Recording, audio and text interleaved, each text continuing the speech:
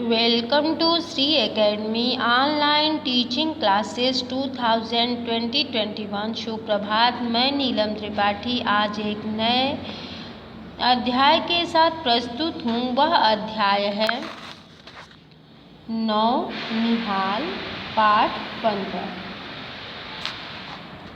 नौनिहाल से तात्पर्य है नन्हा बालक, छोटा बालक। तो आइए इस पाठ को देखते हैं। वीरू भारत की सीमा से लगे एक गांव का बालक है। भेड़ बकरियां चराता है और आसपास की वादियों में घूमा करता है। एक दिन बड़ी बहादुरी के साथ वह अपने फौजी अफसरों को दुश्मन की चौकी तक ले जाता है और अपने देश की रक्षा करता है।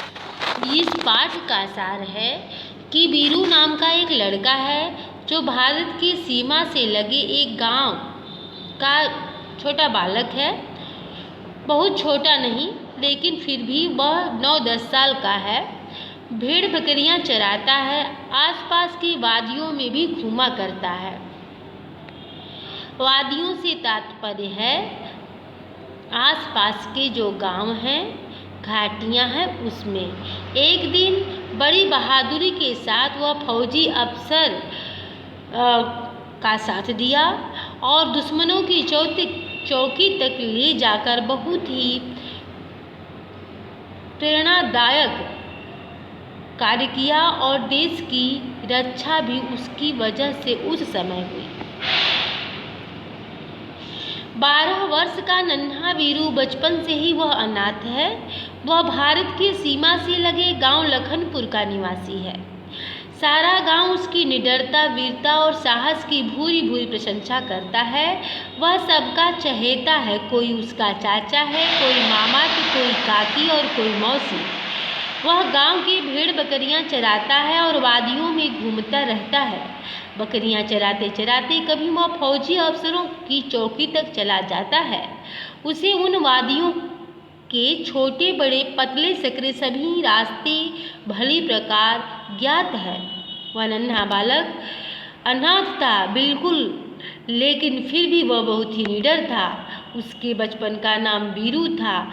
वह नन्हा बालक हमेशा से फौजी में भर्ती होना चाहता था। वह भारत की सीमा से लगे लखनपुर गांव का निवासी था। सारे गांव के लोग उसकी निडरता, वीरता और साहस के विषय में जानते थे। वे कभी भी संकटों से घबराता नहीं था, बल्कि उसका डटकर सामना भी करता था। वह सारे गांव का चहेता था, सबके साथ अच्छा व्यवहार करता था, सबका सहारा बनता था और सबकी सहायता भी करता था। कोई उसका चाचा तो कोई मामा, कोई काकी और कोई मौसी। इस तरह के भावों की अभिव्यक्ति उसके अंदर से निकलती थी। वह सबको गांव में प्यार से बोलता था, चाचा, मामा, काकी, मौसी। किसी से अभद्रता जैसा व्यवहार वह नहीं करता था। वह गांव की भेड़ बकरियां भी चराया करता था और वादियों में घूमा करता था। बकरियां चराते चराते कभी तो वह फौजी अफसरों की चौकियों तक चला जाता था और फिर भी वह डरता नहीं था। उसका डटकर सामना करता था। कोई उससे प्रश्न पूछता तो उसका उत्तर वह बिना हिचकिचाए दे देता था। उन वादियों के छोटे बड़े सभी रास्ते उसे पता थे और वह बचपन से ही अपने मन में बना रखा था कि आगे चलकर वह फौजी अफसर बनेगा। सुबह वह स्कूल जाता, मन लगाकर पढ़ता। बड़ा होकर उसे भी फौजी अफसर बनना है, भाई संजय की तरह, यानी अपने भाई की तरह वह भी फौजी अफसर बनना चाहता था। वह भेड़ बकरियां चराने का भी कार्य करता था और स्कूल जाता था। स्कूल जाने पर मन लगाकर पढ़ता था। भेड़ बकरियां से वह इतना प्यार करता था कि उसके इशारे समझती थी, उसे तंग नहीं करती। एक आवाज़ में सभी दौड़ी चली आती।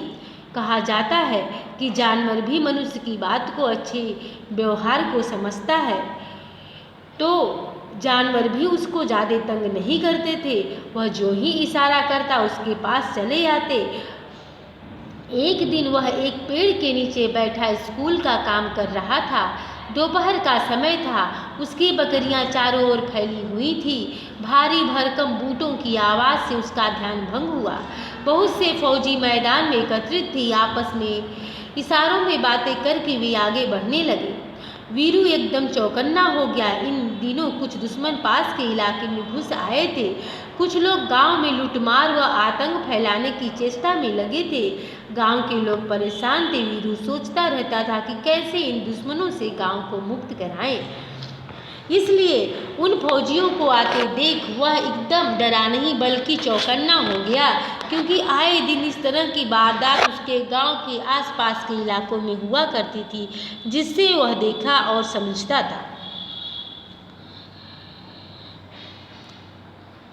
फौजी अफसरों के आने पर बल्कि वह उनकी मदद की और उनके रास्ते का सहारा बना। वह ऐसा रास्ता जानता था जिससे कम ही समय में उन छावनियों पर पहुंचा जा सकता है जहां पर फौजी अफसर के जो नक्शे थे वो रास्ता नहीं दिखाया गया था। ऐसे संकट समय में वीरू ने उन फौजी अफसरों की सहायता की जहां पर रसद की आवश्यकता थी। रसद न जाती तो वो सारे सैनिक मारे जाते और अस्त्र शस्त्र भी कम हो चुके थे। इसकी भी सहायता वीरू के माध्यम से फौजी अफसरों तक पहुंची।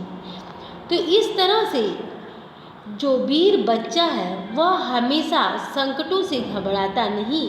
यह पाठ हमें प्रेरणा देता है कि वीरू अनाथ होते हुए भी सबका प्यारा था। स्कूल में पढ़ाई करता था, भेड़ बकरियां चराता था और इतना निडर था कि किसी भी फौजी अफसर से डरता नहीं, किसी दुश्मन से नहीं डरता। उसकी सोच थी कि गांव में लूट मार करने वाले आतंकियों से अपने गांव को मुक्त कराएं, क्योंकि वह आतंकी हमारे देश को खोखला बना रहे हैं, हमारे देश में छुपकर हमें पीड़ा पहुंचा रहे हैं। ऐसा होना नहीं चाहिए।